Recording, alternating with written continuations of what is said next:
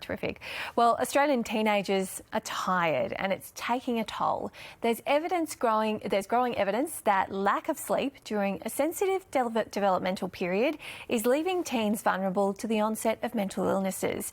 The ABC joined Sydney Year 12 students learning strategies to better manage their sleep and mental well-being for now and into the future. My name is David, I'm 17 and I'm from Western Sydney. I don't give myself permission to sleep. I'm like, I need to get this task done or I'm not sleeping, and then I keep working and working and working, but then I get that task done and it's 1 a.m. and I'm like, oh, well, I should have gone to sleep because now the next morning is going to have to suffer. Specific bedtime. Yeah. Having a specific If I'm alone, I'm really somber, I'm really low and monotoned and kind of dead. I'm Phoebe, I'm 17 and I'm from Western Sydney. It's a bit hit and miss. There'll be some days where I'm sleeping more than others, sometimes where I struggle to get to sleep. So tired. It impacts the way I go to school, my ability to get up, get ready. I just feel like everything's an effort when it really shouldn't be. But then I also feel really emotional, a lot more than I need to. So I want you to just chat to the person next to you and talk about how you feel when you don't get enough sleep outside of the word tired and sleepy. Experts around the world talk about 9 hours as being optimal for you for your learning and mental health. All right, how do you feel when you don't get enough sleep? Dead. Dead? Normal.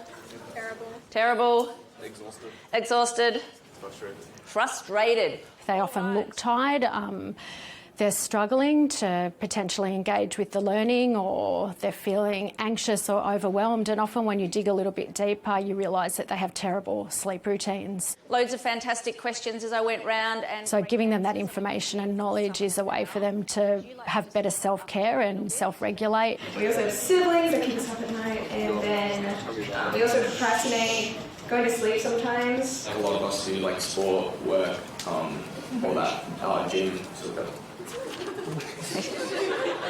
Now, you know you'll get more muscle gains if you get enough sleep, don't you? Yeah, recovery will happen at night time. Yeah.